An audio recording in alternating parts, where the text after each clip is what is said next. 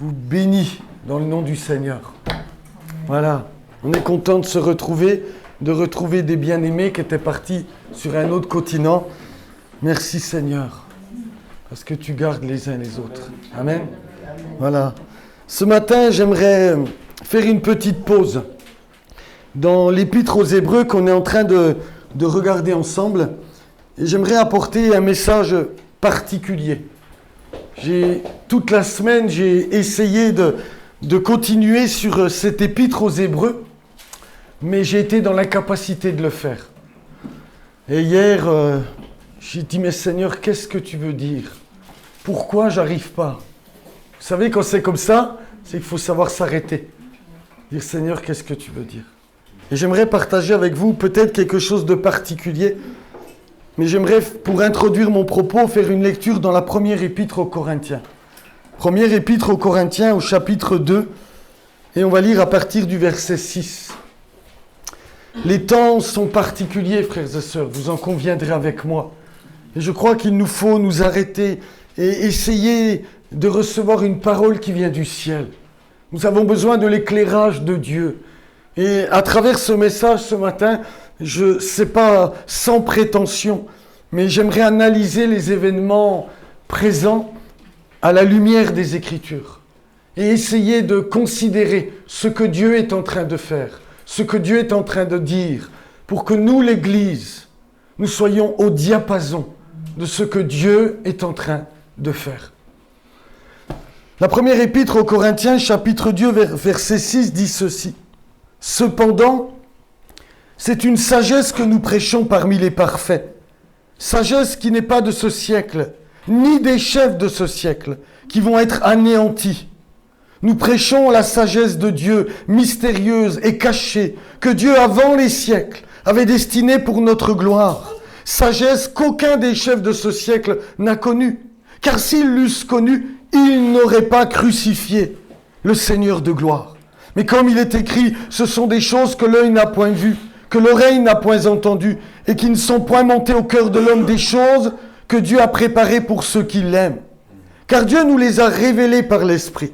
Car l'Esprit sonde tout, même les profondeurs de Dieu. Lequel des hommes, en effet, connaît les choses de l'homme, si ce n'est l'Esprit de l'homme qui est en lui? De même, personne ne connaît les choses de Dieu, si ce n'est l'Esprit de Dieu. Or, nous n'avons pas reçu l'Esprit du monde, mais l'Esprit qui vient de Dieu, afin que nous connaissions les choses que Dieu nous a données par sa grâce. Et nous en parlons non avec des discours qu'enseigne la sagesse humaine, mais avec ceux qu'enseigne l'Esprit, employant un langage spirituel pour les choses spirituelles. Mais l'homme animal ne reçoit pas les choses de l'Esprit de Dieu. Elles sont une folie pour lui, et il ne peut les connaître, parce que c'est spirituellement qu'on en juge. L'homme spirituel, au contraire, juge de tout. Il n'est lui-même jugé par personne, car qui a connu la pensée du Seigneur pour l'instruire? Or nous avons la pensée de Christ. Amen et Amen. Dans ce passage, l'apôtre Paul va parler du langage spirituel pour les choses spirituelles. Il va même exprimer que ce langage et cette sagesse qui vient de Dieu. Souvenez-vous, nous avions parlé à un moment donné de la sagesse selon le livre des Proverbes. C'est cette voix qui se fait entendre pour nous conduire dans le bon chemin, dans le chemin que Dieu désire. Mais c'est aussi par cette sagesse que nous connaissons les mystères de Dieu. Cette révélation des choses dernières, de ce que les prophètes nous ont annoncé. Et Paul dira, mais regardez, considérez, c'est cette sagesse-là que nous prêchons. Nous avons pris connaissance du plan de Dieu, nous avons conçu. Les chefs de ce siècle, eux ne l'ont pas connu et ils vont être anéantis. Parce que s'ils l'avaient connu, dira-t-il, jamais ils n'auraient crucifié le Seigneur de gloire. Ils auraient agi complètement différemment. Pilate et Hérode, auraient agi totalement différemment s'ils avaient compris que c'était le Seigneur de gloire à qui ils avaient affaire. Et Paul va dire, nous avons en quelques mots besoin d'un langage spirituel pour les choses spirituelles. Comme il est écrit, ce sont des choses que l'œil n'a point vues, que l'oreille n'a point entendues. La situation, frères et sœurs, politique, géopolitique présente dans laquelle nous sommes, la situation, j'ai envie de dire, historique que nous traversons, nous oblige à considérer les événements à la lumière des Écritures. Elle nous oblige, c'est notre responsabilité de chercher la pensée de Dieu, de chercher la face de Dieu, d'écouter ce que les prophètes annonçaient, parce que je crois que nous sommes dans un temps extrêmement important. Et peut-être que nous ne saisissons pas toutes choses, nous sommes loin de toute manière, c'est des enjeux et des conflits qui sont bien au-delà de la raison humaine. Mais au fond de notre cœur, il y a quelque chose qui vibre, il y a quelque chose qui nous fait savoir que les temps dans lesquels nous sommes sont ce que la Bible appelle les derniers temps. Nous sommes dans la dernière ligne droite de l'histoire. Jésus revient bientôt. Amen. Et ce qui a interpellé mon regard alors que je priais, c'est un passage du chapitre 51 d'Ésaïe le prophète. Et j'aimerais ensemble qu'on fasse une deuxième lecture. Regardez avec moi, on en fera 2-3 quand même. Chapitre 51 du prophète Ésaïe. Et à partir du verset 17. Je veux attirer votre attention sur ce passage parce qu'il est extrêmement important. Vous l'avez? Ésaïe 51, 17. Réveille-toi, réveille-toi, lève-toi Jérusalem, qui a bu de la main de l'Éternel la coupe de sa colère, qui a bu, sucé jusqu'à la lie, la coupe d'étourdissement. Il n'y en a aucun pour la conduire. De tous les fils qu'elle a enfantés, il n'y en a aucun pour la prendre par la main. De tous les fils qu'elle a élevés, ces deux choses te sont arrivées. Qui te plaindra? Le ravage et la ruine, la famine et l'épée. Qui suis-je pour te consoler? Tes fils en défaillant gisaient à tous les coins de rue, comme le cerf dans un filet, chargé de la colère de l'Éternel, des menaces de ton Dieu. C'est pourquoi, écoute ceci, malheureuse, ivre, mais non de vin. Ainsi parle ton Seigneur l'Éternel, ton Dieu qui défend son peuple. Voici, je prends de ta main la coupe d'étourdissement, la coupe de ma colère. Tu ne la boiras plus. Je la mettrai dans la main de tes oppresseurs, qui te disaient, courbe-toi et nous passerons. Tu faisais alors ton dos comme une terre, comme une rue pour les passants. Et à cela, je vais ajouter ce fameux passage de Zacharie, au chapitre 12. Zacharie, chapitre 12, verset 1er. Oracle. Parole de l'Éternel sur Israël. Ainsi parle l'Éternel qui a étendu les cieux et fondé la terre, et qui a formé l'esprit de l'homme au-dedans de lui. Voici, je ferai de Jérusalem une coupe d'étourdissement pour tous les peuples d'alentour, et aussi pour Juda, dans le siège de Jérusalem. En ce jour-là, je ferai de Jérusalem une pierre pesante pour tous les peuples. Tous ceux qui la soulèveront seront meurtris. Et toutes les nations de la terre s'assembleront contre elle, dit la parole de Dieu. Vous avez remarqué, ces deux passages sont extrêmement intéressants. Il va parler de Jérusalem et d'Israël qui a bu la coupe d'étourdissement, la coupe de la colère. Il y a eu la ruine, il y a eu les ravages, il y a eu toutes sortes de choses terribles, l'épée, etc. Et à un moment donné, le Seigneur va dire, mais maintenant, je vais prendre cette coupe d'étourdissement que tu as bu jusqu'à la lie, Jérusalem, et je vais la mettre dans la main de tes oppresseurs. Je vais la mettre dans la main de tes ennemis. Et cette fois-ci, c'est eux qui vont devoir la boire. Et alors qu'on lisait le deuxième passage de Zacharie, le Seigneur va donner cette parole étonnante. Il va parler de l'esprit de l'homme. Il nous faut faire le lien avec ce qu'on a lu dans l'épître aux Corinthiens. C'est dans l'esprit de l'homme que l'esprit de Dieu habite et qu'il peut éclairer. Et il va dire, voilà ce que je vais faire. Je ferai de Jérusalem une coupe d'étourdissement pour tous les peuples d'alentour. Il va dire, cette coupe que Israël a bu, cette coupe qui a amené la colère de Dieu sur ce peuple, ce sont les nations qui vont la boire. Et comment vont-ils la boire? C'est par Jérusalem que cette coupe d'étourdissement va venir. Cette coupe d'étourdissement, ce que nous sommes en train de constater, frères et sœurs, à travers le monde, est extrêmement sérieux. Jérusalem est en train de devenir véritablement une pierre d'achoppement pour tous les peuples. Hier soir encore, j'en parlais la semaine dernière, je me répète, excusez-moi, je regardais un petit peu les informations partout dans le monde, même là où personne n'attendait, dans une province de l'Inde. Des manifestations pro-palestiniennes ont eu lieu. Partout dans le monde, il y a une haine qui est suscitée envers la nation d'Israël. Partout dans le monde, à Paris, à Londres, à Casablanca, à Istanbul, Beyrouth, New York, jusqu'en Inde. Tous les continents sont touchés. De toutes parts, les peuples, ce que nous avons lu, et toutes les nations de la terre s'assembleront contre elle. C'est très intéressant, frères et sœurs, de considérer ce que dit là le prophète. C'est le peuple d'Israël. Vous avez vu comme moi au verset 1er du chapitre 12, oracle, parole de sur Israël. Il va se passer quelque chose que Dieu, est, j'ai envie de dire, en train de mettre en place.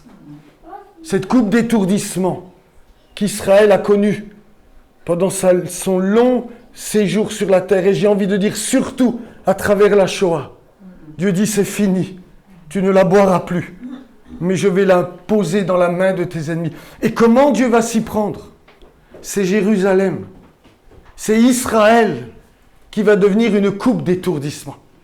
Et c'est ce qui va causer beaucoup de troubles à travers toutes les nations. Frères et sœurs, nous devons considérer ce qui est en train de se passer. Les actes antisémites sont en train d'exploser à travers le monde. Vous avez regardé comme moi les informations. Aux États-Unis, hier encore, il y a eu dans les universités les plus prestigieuses, soi-disant les hommes les plus intelligents de demain, les élites de demain sont en train de se battre, sont en train de prendre des positions en faveur et contre le peuple d'Israël. Et de partout. Nous voyons qu'il y a des manifestations, il y a des drapeaux palestiniens qui sont brandis partout dans le monde. Et les hommes crient à la haine contre Israël. Hier encore, une femme à Lyon a été sauvagement poignardée. Tout ça parce qu'elle était juive. Vous êtes d'accord avec moi? Nous devons, frères et sœurs, bien comprendre ce qui est en train de se jouer. Parce que la Bible a beaucoup de choses à dire à ce sujet. Pourquoi le prophète est en train de dire que c'est Jérusalem qui va devenir cette coupe d'étourdissement? Parce que Dieu a toujours agi à l'égard des nations dans la mesure où ils ont agi contre Israël. Dès le premier homme que Dieu a appelé Abraham, regardez avec moi, chapitre 15 de la Genèse. Chapitre 15 de la Genèse. Dieu va annoncer à Abraham que son peuple va partir en captivité. Mais regardez ce qu'il va dire. Chapitre 15, verset 13. L'Éternel dit à Abraham, sache que tes descendants seront étrangers dans un pays qui ne sera point à eux. Ils y seront asservis et on les opprimera pendant 400 ans. Mais je jugerai la nation à laquelle ils sont asservis et ils sortiront ensuite avec de grandes richesses. Il va dire, il faut que tu saches, Abraham, ton peuple va être asservi pendant 400 ans. Mais ce peuple-là va aller tellement loin que je vais moi-même la juger. Et le sang qu'ils ont versé, c'est le sang qu'ils boiront. Et la méchanceté dont ils ont fait part, c'est de cette méchanceté qu'ils seront frappés. Et les plaies d'Égypte ont frappé cette nation en réponse à ce que Pharaon avait fait au fils premier-né du Dieu Très-Haut.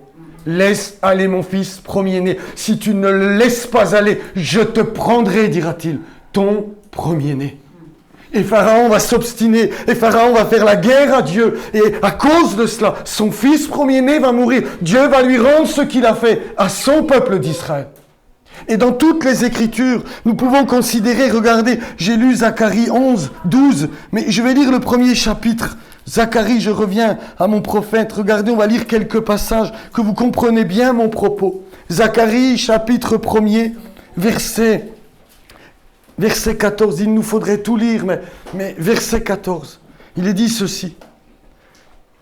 Vous l'avez? Et l'ange qui parlait avec moi me dit, et dit, ainsi parle l'Éternel des armées, je suis ému d'une grande jalousie pour Jérusalem et pour Sion. Et je suis saisi d'une grande irritation contre les nations orgueilleuses, car je n'étais que peu irrité, mais elles ont contribué au mal. C'est pourquoi ainsi parle l'Éternel. Je reviens à Jérusalem avec compassion. Ma maison y sera rebâtie et le cordeau sera étendu sur Jérusalem. Crie de nouveau et dit, ainsi parle l'Éternel des armées. Mes villes auront encore des biens en abondant. L'Éternel consolera encore Sion. Il choisira encore Jérusalem. Le prophète va dire, écoutez, je suis ému de compassion, mais les nations orgueilleuses, elles ont contribué au mal. Il parle de Babylone. Je vais les juger. Parce qu'elles ont été cruelles envers mon peuple. Dans le livre du prophète Joël, ça vous fait aller dans les petits prophètes, c'est bon ça. Joël au chapitre 3, regardez avec moi ce qui est dit, chapitre 3, verset 1er. Car voici, en ces jours, en ce temps-là, quand je ramènerai les captifs de Juda et de Jérusalem, je rassemblerai toutes les nations et je les ferai descendre dans la vallée de Josaphat. Là, j'entrerai en jugement avec elles au sujet de mon peuple, d'Israël, mon héritage, qu'elles ont dispersé parmi les nations, et au sujet de mon pays, qu'elles se sont partagées. Ils ont tiré mon peuple au sort, ils ont donné le jeune garçon pour une prostituée, ils ont vendu la jeune fille pour du vin, ils ont bu. Dira le prophète, etc., etc. Vous avez remarqué, le prophète est en train de dire, je vais entrer en jugement avec les nations à cause de mon peuple d'Israël, à cause de ce que vous avez fait, à cause de ce que vous avez manifesté. Ésaïe au chapitre 10 dira ceci. Ésaïe chapitre 10, verset 5. Ésaïe chapitre 10, verset 5. Écoutez ça. Malheur à l'Assyrien, verge de ma colère. La verge dans sa main, c'est l'instrument de ma fureur. Voilà ce que dit Dieu. Il dit, je me sers des Assyriens pour la déportation d'Israël. Mais quand on continue un petit peu plus loin, je vais directement au verset 12. Voilà ce que va dire le prophète. Mais quand le Seigneur aura accompli toute son œuvre sur la montagne de Sion et à Jérusalem, je punirai le roi d'Assyrie pour le fruit de son cœur orgueilleux et pour l'arrogance de ses regards hautains. Parce qu'il a dit, c'est par ma force que ces choses se sont produites. Comprenez bien ce qu'est en train de dire la parole. La parole dit que c'est Dieu lui-même qui a suscité l'Assyrien. Mais parce que l'Assyrien était trop loin, parce que l'Assyrien a été rempli de méchanceté, rempli d'orgueil, eh bien, Dieu va juger les Assyriens. Il va entrer en jugement contre les nations à cause de la manière dont ils ont traité son peuple, dit les Écritures. Au chapitre 47, toujours d'Ésaïe, et verset 6, regardez avec moi. Chapitre 47, verset 6. Cette fois-ci, il est question de Babylone. Regardez cela. J'étais irrité contre mon peuple. J'avais profané mon héritage. Je les avais livrés entre tes mains. Tu n'as pas eu pour eux de la compassion. Tu as durement appesanti ton joug sur le vieillard. Tu disais, à toujours je serai souverain. Tu n'as point mis dans ton esprit, tu n'as point songé que cela prendrait fin. Écoute maintenant ceci, voluptueuse, qui t'assied avec assurance et qui dit en ton cœur, moi et rien que moi, je ne serai jamais veuve et je ne serai jamais privée d'enfants. Ces deux choses t'arriveront subitement, au même jour, la privation d'enfants et le veuvage. Elles fondront en plein sur toi, malgré la multitude de tes sortilèges, malgré le grand nombre de tes enchantements, etc., etc. Que ce soit les Assyriens, que ce soit Babylone, c'est toujours la même chose. Que ce soit avec Abraham. Dieu est très attentif à la manière dont les nations traitent le peuple d'Israël. Et nous devons bien comprendre cela. Quand Ésaïe dit, cette coupe d'étourdissement qu'Israël a bu, je vais la mettre dans la main des nations. Et comment Dieu va opérer ces choses-là? C'est Jérusalem et Israël. Quand on parle de Jérusalem, c'est le peuple qui devient la coupe d'étourdissement. C'est-à-dire qu'elle devient une pierre pesante pour toutes les nations. Elle devient l'instrument où Dieu est en train de sonder les fils de l'homme, de considérer comment les nations sont en train de traiter le problème, comment les nations sont en train de considérer son peuple qu'il a ramené sur la terre de ses ancêtres. Et nous sommes aujourd'hui, frères et sœurs, nous, l'Église, effrayés de considérer que nos propres voisins, ceux qui jusqu'à ce jour étaient peut-être nos amis, sont en train de se lever, sont dans les manifestations et crient à la liberté, de Gaza ou d'autres choses. Alors comprenez-moi bien, c'est pas que je suis pour la mort des hommes et des femmes, mais j'essaye d'avoir un regard spirituel sur les temps spirituels dans lesquels nous sommes. Israël est la coupe d'étourdissement qui est en train de mettre tous les peuples dans une position pour ou contre. Et en fonction de ce que les nations vont agir, ils connaîtront le jugement de Dieu. Et nous devons être extrêmement attentifs à ce qui se passe, frères et sœurs. Jérémie, au chapitre 51, continuera dans la même lignée. Tous les prophètes ont une seule et même voix. Chapitre 51, verset 24. Il va dire ceci. Il va exprimer que c'est l'instrument de Dieu pour le jugement. On aurait pu lire, vous auriez pu lire les versets, à partir du verset 20, il va dire « Tu as été pour moi un marteau, un instrument de guerre, j'ai brisé par doigt des nations, j'ai détruit des royaumes. » Mais au verset 24, il terminera en disant « Je rendrai à Babylone et à tous les habitants de la Chaldée tout le mal qu'ils ont fait à Sion sous vos yeux, dit l'Éternel. » Frères et sœurs, nous devons bien comprendre ce qui est en train de se jouer. Nous sommes dans un temps extrêmement sérieux, où les nations sont éprouvées par Dieu, où Dieu est en train de sonder ce qui se passe. Peut-être, il nous semble que Dieu est absent de la scène. On a peut-être l'impression que rien ne se passe. Mais nous ne devons surtout pas nous y laisser tromper. Dieu est en train de sonder tous les fils de l'homme. Toutes les nations sont mises à nu sous son regard. Et Jérusalem est la coupe d'étourdissement qui va amener le jugement ou la bénédiction sur les nations. Vous comprenez ? Et quand nous considérons la scène internationale, nous saisissons à travers les Écritures, Jérusalem est l'étalon de Dieu. Dieu considère comment les hommes la traitent et il va répondre en conséquence. C'est tout le message des prophètes. Je vais la conduire dans la vallée de Josaphat. On aurait pu lire, regardez, Zacharie au chapitre 14. Zacharie, chapitre 14, et je vais lire le verset 12. Voici la plaie dont l'Éternel frappera tous les peuples qui auront combattu contre Jérusalem. C'est de cela dont il est question dans la fin des temps. C'est pourquoi je vous dis, nous sommes à la fin des temps. Et la clé de la prophétie biblique, c'est Israël. Parce qu'elle est d'un enjeu spirituel qui dépasse notre entendement. Le Seigneur est en train de sonder tous les hommes. Il y a deux psaumes dans le livre du psautier qui sont identiques. Vous les connaissez ? Deux psaumes les mêmes. Le psaume 14 et le psaume 53. On va lire le psaume 14. Regardez avec moi. C'est les mêmes. Vous ferez l'exercice à la maison. Il y a juste un tout petit changement. Mais vraiment minime. Psaume 14. Quelque chose que Dieu répète 2 fois. Et je crois que quand Dieu parle 2 fois, nous devons être attentifs. Vous êtes d'accord avec moi ? Oui. Psaume 14. On lit le 14. Écoutez bien cette parole étrange. On connaît tous. Voilà ce que le psalmiste, c'est David même, le prophète de Dieu, le roi prophète, le chantre. L'insensé dit en son cœur, il n'y a point de Dieu. Ils se sont corrompus, ils ont commis des actions abominables. Il n'y en a aucun qui fasse le bien.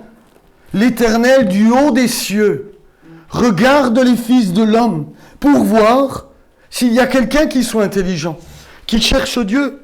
Tous sont égarés, tous sont pervertis. Il n'y en a aucun qui fasse le bien, pas même un seul. Tous ceux qui commettent l'iniquité ont-ils perdu le sens ?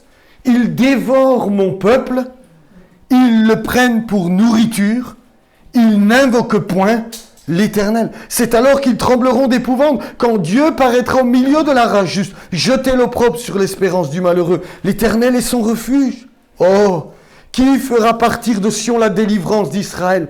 Quand l'Éternel ramènera les captifs de son peuple, Jacob sera dans l'allégresse, Israël se réjouira.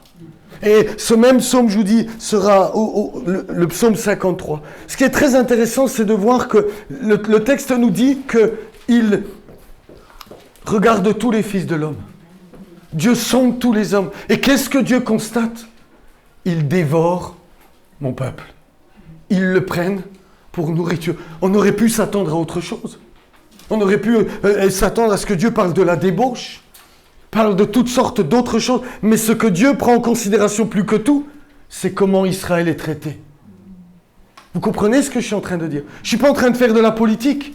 Je ne suis pas en train de dire qu'on va justifier tous les actes de Netanyahou, on va donner le quitus au gouvernement actuel. Ils font leurs erreurs, c'est des hommes. Et ce n'est pas de ça que je parle. Mais qu'on le veuille ou non, et que ça soit clair pour tout le monde, Israël reste le peuple de Dieu, élu. Dieu ne reviendra pas sur sa parole. Les nations peuvent s'agiter. C'est lui qui a décrété que cette terre leur appartenait. Et ce qui m'effraie, frères et sœurs, c'est de considérer qu'aujourd'hui, parmi le peuple de Dieu, parmi ceux qui lisent la Bible comme vous et comme moi, il y en a aujourd'hui des érudits. J'ai lu un commentaire d'un homme qui était un grand enseignant dans un séminaire américain, je tairai le nom. Eh bien, cet homme-là, aujourd'hui, remet en question le droit à Israël d'être sur cette terre-là. Il y a de plus en plus d'hommes et de femmes dans les milieux chrétiens évangéliques qui remettent en cause cette vérité, qui prennent part pour l'ennemi du peuple d'Israël. Mais la Bible est claire. Je bénirai ceux qui te béniront et je maudirai ceux qui te maudiront. Nous avons peut-être du mal à comprendre, mais les temps dans lesquels nous sommes obligent tout le monde à prendre position. Et pour nous, l'Église, il va falloir être courageux. Pour nous, l'Église, il va falloir oser dire que nous sommes du côté de Dieu, que nous sommes du côté de ce peuple, parce que c'est le peuple de Dieu. À cause de l'élection, à cause de leur Père, ils sont aimés. Oui, ils sont ennemis à cause de l'Évangile, mais Dieu ne revient pas sur ses dons et ses appels. Il reste le peuple que Dieu a élu au commencement. Et ça ne changera jamais. Et les nations aujourd'hui sont mises, à la lumière. Alors, on n'a pas l'impression, mais moi je vais vous dire ce que je pense, frères et sœurs. Nous sommes entrés dans cette période où le jugement a commencé. La manière dont Dieu est en train d'agir, la manière dont les nations se rebellent, parce qu'au fond, c'est contre Dieu qu'elles lèvent le poing. Vous avez remarqué dans notre pays, c'est surtout les anti-dieux qui sont dans les manifestations. C'est l'extrême gauche, c'est l'islamo-gauchisme qui est dans les manifestations. Et il ne faut pas avoir peur de le dire, c'est ceux qui ne veulent surtout pas de Dieu qui sont à la tête des cortèges, parce que Israël représente Dieu. Parce que Israël, c'est le peuple d'où vient la Torah, c'est le peuple d'où vient le Messie, c'est le peuple, il y a des enjeux spirituels qui dépassent l'entendement. Et hier soir encore, j'en discutais avec ma femme, je lui disais, tu as remarqué, c'est au-delà de la raison. Il y a des peuples jusque dans le continent asiatique qui n'ont rien à voir avec tout ça, qui sont tous avec les drapeaux palestiniens et qui réclament la liberté de l'occupant. Nos radios françaises ont traité Netanyahou de nazi sans prépuce. Un antisémitisme sans pareil est en train de monter et de venir à la lumière. Et même s'il nous semble que Dieu dit rien, Dieu considère tout cela. Et c'est ce qui va attirer le jugement sur toutes les nations. Parce que soyez certains que Dieu n'est pas indifférent à ce qui se passe. Dieu n'est pas indifférent à tous ces enfants, à ce bébé qui a été cuit dans un four. Dieu n'est pas indifférent à ces femmes qui ont été éventrées. Dieu n'est pas indifférent à toutes ces horreurs. Dieu n'est pas indifférent à ce qui se passe parmi les frères et sœurs du monde entier qui sont persécutés. Dieu n'est pas indifférent à tout cela. Dieu est sensible. C'est pas parce qu'il dit rien que le jugement de Dieu n'a pas commencé. Et je crois, frères et sœurs, que le jugement a commencé. Ce qui est en train de se passer va mettre en lumière ceux qui sont contre Dieu et ceux qui sont avec lui. Vous savez, il y a quelque chose qui m'a toujours étonné dans l'histoire d'Abraham. C'est lorsque la Première Guerre mondiale est arrivée. 4 rois contre 5. Et voilà que Sodome et Gomorrhe, les méchants devant l'Éternel, ont été capturés par les rois. Et Abraham va prendre ses 318 meilleurs soldats, serviteurs, pardonnez-moi, et il va partir à la guerre et il va gagner la guerre. Et il va ramener, c'est là qu'il va rencontrer Melchisedec, vous vous souvenez? Il va gagner la guerre. Et il va ramener le roi de Sodome. Et puis même le roi de Sodome voudra lui faire des présents, il va dire non, non, rien du tout, si ce n'est pour ceux qui ont combattu avec moi. Mais moi, j'aurai même pas un cordon de ton soulier, je veux rien du tout de ta part. Et ça m'a toujours interpellé.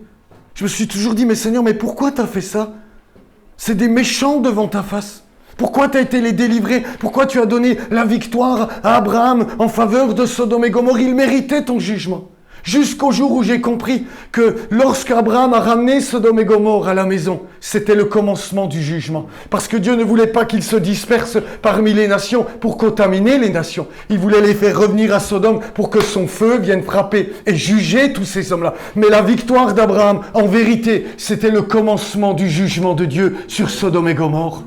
Et parfois, nous avons du mal à comprendre de quelle manière Dieu est en train d'agir, de quelle manière Dieu est en train de travailler à travers les nations. Ce que nous sommes en train de voir, frères et sœurs, c'est le commencement des jugements de toutes les nations. Elles devront bientôt toutes rendre compte parce qu'elles vont attaquer Jérusalem avec fureur et avec rage.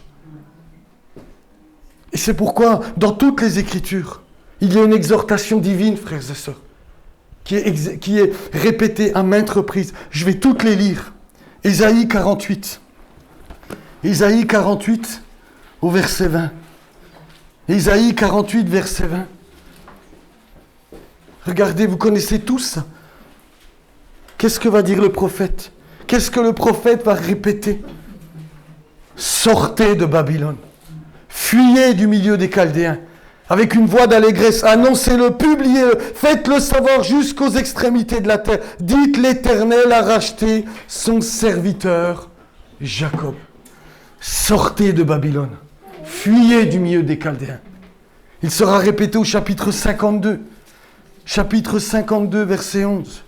Rappelez-vous que cette partie du livre du prophète est appelée la consolation d'Israël et la délivrance de Jérusalem. Regardez avec moi, chapitre 52, verset 11. Dieu répète, partez, partez, sortez de là, ne touchez rien d'impur, sortez du milieu d'elle, vous purifiez-vous, vous qui portez les vases de l'Éternel. Qui sont ceux qui portent les vases de l'Éternel? C'est les sacrificateurs, ceux qui avaient les ustensiles du temple. Il va dire, mais sortez du milieu d'eux, il faut partir de là, ne touchez rien d'impur. Jérémie, à son tour, chapitre 50, va répéter la même chose. Regardez avec moi. Chapitre 50 et le verset 8. Fuyez de Babylone, sortez du pays des Chaldéens et soyez comme des boucs à la tête du troupeau. Il le dira encore au chapitre 51 et au verset 6. Fuyez de Babylone. Et que chacun sauve sa vie, de peur que vous ne périssiez dans sa ruine, car c'est un temps de vengeance pour l'Éternel, il va lui rendre selon ses œuvres. Au verset 45,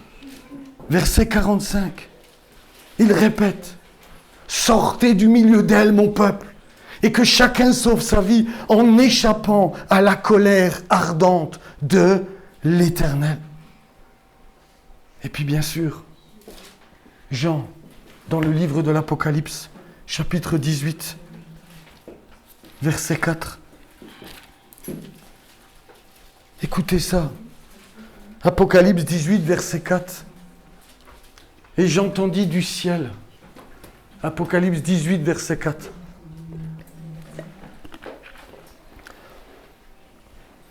Et j'entendis du ciel une autre voix. Frères et sœurs, c'est cette voix qu'on a besoin d'entendre. C'est cette voix qui vient du ciel qu'on a besoin d'entendre. Pas la voix des médias, pas la voix de la propagande, les radios et toutes ces choses sont en train de contaminer les nations tout entières. Nous avons besoin d'entendre une parole qui vient du ciel, celle qui vient de Dieu lui-même. Et que nous dira-t-il? Sortez du milieu d'elle, mon peuple, afin que vous ne participez point à ses péchés et que vous n'ayez point part à ses fléau. Sortez du milieu d'elle. C'est-à-dire ne participez surtout pas à cette comment je pourrais dire ça, à ce combat contre Israël, c'est-à-dire contre Dieu. Nous, l'Église, ne mettez pas le petit doigt dans ces choses-là. Soyons pleinement gardés, purifiés de cet esprit antisémite. Nous devons continuer d'aimer le peuple de Dieu. Nous devons prier pour eux. Nous devons être à l'œuvre pour eux. Parce que c'est ce que Dieu nous demande. Alors vous allez me dire, mais ce matin, tu es en train de nous faire un meeting politique, mais pas du tout. Je suis pas du tout je parle de choses spirituelles pour des choses spirituelles. Et nous devons porter un regard spirituel sur ce qui se passe. Parce qu'il n'y a pas de séparation entre les deux. Sinon, Pilate et Hérode n'auraient pas été considérés comme manquant de la sagesse de Dieu lorsqu'ils ont crucifié le Seigneur de gloire. Mais les politiciens là, les rois et les procurateurs, le procurateur n'a pas saisi la pensée de Dieu. Mais Paul dira, mais nous avons la pensée de Christ. Nous avons reçu l'Esprit de Dieu et nous devons connaître les choses de Dieu. Et nous devons lire la Bible avec attention. Et la Bible nous invite, sortez, fuyez, frères et sœurs. Nous devons être bien au clair sur ce qui est en train de se jouer. Et ne pas nous laisser contaminer. Parce que je répète, effrayé d'entendre dans les milieux évangéliques remettre en question la terre d'Israël comme leur appartenant. Je suis effrayé de voir des hommes et des femmes qui se lèvent pour la cause de terroristes au milieu du peuple de Dieu. Parce que cet esprit est en train de contaminer toutes les nations. Je vous le répète, ce sera Jérusalem la coupe d'étourdissement. C'est Jérusalem l'étalon divin par laquelle nous allons être mesurés dans ces temps qui sont les derniers. Et malheur à tous ceux qui vont se lever contre elle. Parce que c'est ce que nous sommes déjà en train de vivre. Mais comprenez bien ce que je suis en train de vous dire. Quand ce soir, vous allumerez les informations et que vous verrez ces manifestations de partout, et la semaine prochaine peut-être, que sais-je, n'oubliez jamais, c'est le commencement du jugement de Dieu. Dieu est en train de faire une œuvre qui dépasse les nations. Et les nations qui se croient intelligentes, et les nations qui pensent tout savoir, sont en train de tomber dans un piège diabolique, démoniaque, qui amènera sur eux la condamnation. Nous devons prier pour notre nation. Nous devons prier pour notre France. Nous devons prier pour notre Corse, pour qu'elle accueille, comme elle l'a toujours fait, des Juifs de par le monde. Nous devons prier pour nos nations, afin qu'elles n'entrent pas dans la folie, que nos fils et nos filles soient gardés de cette folie, parce que ça dépasse les entendements. C'est spirituel, frères et sœurs. C'est spirituel. Comment se fait-il que des gens qui n'ont rien à voir, qui ne connaissent même pas un juif, qui n'en ont jamais côtoyé de leur vie, sont dans les manifestations en criant que c'est un peuple déicide, c'est un peuple criminel? Comment est-ce possible qu'en si peu de temps, l'opinion s'est inversée? Comment on a pu oublier en quelques dizaines de jours les horreurs qu'ils ont vécues? Si ce n'est pas spirituel tout ça. Et si nous ne faisons pas attention, frères et sœurs, nous serons contaminés. Nous serons contaminés. Et puis notre état d'esprit peut lui aussi changer. C'est pourquoi je crois que la Bible nous dit, mais fuyez, sortez du milieu de tout ça. Ce n'est pas qu'on doit sortir du monde. Il n'y a pas une île. Quand j'étais à l'île Maurice il y a 10 jours, il y a eu une manifestation pro-palestinienne. Tu peux aller au bout du monde. Il y aura des groupes qui se lèvent. C'est pas de ça dont il est question. C'est l'état d'esprit qui est véhiculé. C'est la folie dans laquelle ils sont animés. Alors, comprenez-moi bien, je répète, je ne me réjouis pas des morts qu'il peut y avoir de part et d'autre. C'est dramatique. Je vous parle de choses spirituelles, de ce qui est en train de se jouer derrière la scène internationale. Dieu est à l'œuvre. Et nous devons être bien au clair. Et nous devons bien comprendre la parole des prophètes. Et nous devons fuir. Et nous devons continuer d'aimer le peuple d'Israël. L'apôtre Paul avait organisé une grande collecte. Quelle heure il est? Ça va. Chapitre 15, j'en ai déjà parlé à plusieurs reprises. Regardez, on va le lire. Romains, chapitre 15. Et le verset 25. Écoutez ça. Écoutez la pensée de Paul. On a du mal à comprendre cela. Présentement, chapitre 15, verset 25. Je vais à Jérusalem pour le service des saints. Car la Macédoine et l'Achaïe ont bien voulu s'imposer une contribution en faveur des pauvres parmi les saints de Jérusalem. Ils l'ont bien voulu et elle leur devait. Écoutez ça. Car si les païens ont eu part à leur avantage spirituel, ils doivent aussi les assister dans les choses temporelles. Quel drôle de langage. L'apôtre Paul disait, mais ils leur devaient. Parce qu'ils ont été endurcis à cause des païens. Certains ont été retranchés à cause de leur incrédulité, mais pour que les non-juifs entrent dans le plan de Dieu. Paul disait, ils leur doivent. Parce que nous avons eu part à leur avantage spirituel. Parce qu'ils ont souffert pour que la parole nous soit transmise. Parce qu'ils ont accepté tellement de guerres pour que les Écritures soient perdures à travers l'histoire. Parce que c'est d'eux que le Messie est sorti. Ils leur devaient. Et ils ont bien fait de prendre part. Et moi, j'ose dire ce matin, nous devons être courageux et prendre part. Et même avec nos finances. Nous ne devons pas avoir peur. Nous devons être du côté de Dieu. Parce que la délivrance de Jérusalem viendra. Parce que Dieu sera avec eux. Et parce qu'à la fin, le Messie viendra juger tous ces peuples. Et il nous accordera une grande gloire. C'est comme ça que l'histoire se termine. Mais elle ne se terminera ni à Tokyo, ni à Pékin, ni à Paris, ni à Londres, ni à Istanbul ou à Berlin. Elle se terminera sur le mont des Oliviers, à Jérusalem même. Et nous devons bien comprendre que tout ça, c'est spirituel. Je termine avec 2 passages. Le premier, c'est dans le livre des psaumes. Ce fameux psaume 137. Regardez, vous connaissez ce passage. Ils sont en exil sur les bords des fleuves de Babylone. Et voilà ce que le chantre va écrire. Versets 5 et 6. Si je t'oublie, Jérusalem, que ma droite m'oublie, que ma langue s'attache à mon palais, si je ne me souviens de toi, si je fais de Jérusalem le principal sujet de ma joie. Et je termine avec Ésaïe au chapitre 66. Ésaïe 66, verset 10.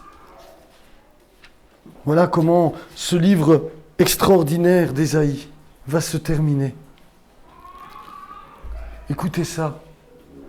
Il dira, réjouissez-vous avec Jérusalem. Faites d'elle le sujet de votre allégresse, vous tous qui l'aimez. Tressaillez avec elle de joie, vous tous qui menez deuil sur elle, afin que vous soyez nourris et rassasiés du lait de ses consolations, afin que vous savouriez avec bonheur la plénitude de sa gloire. Car ainsi parle l'Éternel, voici, je dirigerai vers elle la paix comme un fleuve et la gloire des nations comme un torrent débordé. Et vous serez allaités, vous serez portés sur les bras et caressés sur les genoux comme un homme que sa mère console. Ainsi je vous consolerai, vous serez consolés dans Jérusalem. Vous le verrez et votre cœur sera dans la joie et vos os reprendront de la vigueur comme l'herbe. L'Éternel manifestera sa puissance envers ses serviteurs, mais il fera sentir sa colère à ses ennemis. Il dira, vous qui l'aimez, faites d'elle le sujet de votre joie, parce que c'est là que le Messie revient. Parce que c'est là qu'il établira son trône et son règne millénaire prendra place à cet endroit-là. Et nous serons rassasiés des consolations qu'il va accorder à cette terre et à son peuple, jusqu'à ce que vienne la Jérusalem céleste qui viendra, qui épousera les nouveaux cieux et la nouvelle terre. Parce que tout cela ne sera qu'une ombre d'une réalité qui est à venir. Mais pour le moment, nous sommes encore dans l'ombre. Et nous devons comprendre ce qui se joue. Et nous devons saisir ce que Dieu est en train de faire pour ne pas tomber dans les pièges du diable. Si je t'oublie, Jérusalem, que ma droite m'oublie, disait le psalmiste. Amen. On va prier. Seigneur, nous voulons te rendre grâce parce que je pense que ta parole est claire. Ta parole nous enseigne le bon chemin. Tes prophètes nous ont avertis que des temps viendraient où toutes les nations se ligueront contre Israël, ton peuple. Seigneur, nous sommes aujourd'hui, nous, des témoins véritables de cette parole prophétique. Depuis maintenant plusieurs semaines, les nations tout entières se lèvent contre ton peuple, demandant des sanctions, demandant qu'il soit puni. Seigneur notre Dieu, nous savons que la fin de l'histoire se terminera là-bas. Que ton appel et tes dons sont irrévocables. Que la terre que tu as donnée à leur père restera entre leurs mains. Les nations se sont et ont dispersé ton peuple dans l'histoire. Les nations se sont partagées ta terre. Aujourd'hui encore, il y a tellement d'enjeux concernant la Cisjordanie, la Judée-Samarie. Mais nous savons que ton prophète annonce que bientôt, tu redonneras tout à Israël, ton peuple. Que bientôt, nous serons au bénéfice de toute cette gloire. Et Paul dira, quand tu les ramèneras, ce sera comme une résurrection d'entre les morts. Seigneur, nous avons soif de voir ton œuvre. Nous avons soif de discerner les temps. Nous avons soif de lumière concernant ce qui est en train de se jouer. Je te prie, Seigneur, de nous conduire dans le bon chemin. Je te prie de nous garder du malin, de cet esprit. Rends-nous courageux. Rends-nous, Seigneur, capables de prendre position. Rends-nous capables de ne pas avoir peur, de dire que nous croyons toujours à ta parole, que ce que tu as donné à Abraham est toujours valable. C'est la vérité des Écritures qui est en jeu. C'est un conflit spirituel qui se joue. Seigneur, s'il te plaît, nous te prions pour les fils et les filles de nos frères qui sont à la guerre. Nous te prions pour ton peuple, afin que tu fasses grâce. Nous te prions pour tous les autres, afin que dans ton amour, tu sauves le plus grand nombre. Seigneur, s'il te plaît, donne-nous de prendre part à cette œuvre qui est la dernière, à ces temps dans lesquels nous sommes.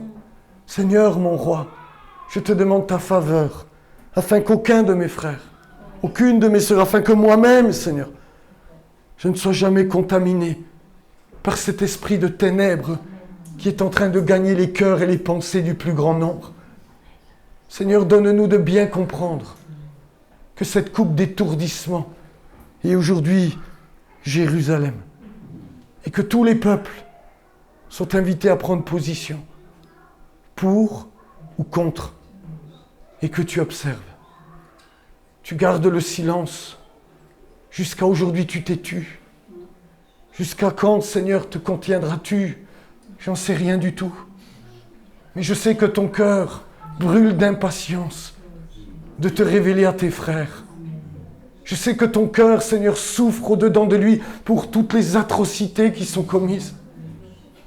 Seigneur, je veux te rendre grâce parce que je sais que c'est à cause de nous qu'une partie d'Israël est endurcie.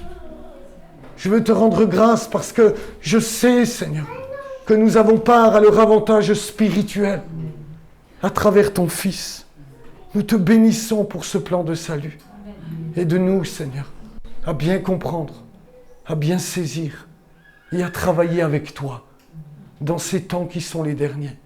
Je te prie de déposer sur l'église de Porto Vecchio une onction renouvelée, afin qu'elle soit, Seigneur, ce que tu attends d'elle pour ces temps de la fin. Je te prie que tu viennes déposer sur chacun de mes frères, chacune de mes sœurs, ce qui est nécessaire pour ces temps qui sont les derniers. Donne-nous des yeux pour voir, donne-nous des oreilles pour entendre, donne-nous de considérer avec toi, avec ta parole, avec la lumière des prophètes, ce qui est en train de se jouer.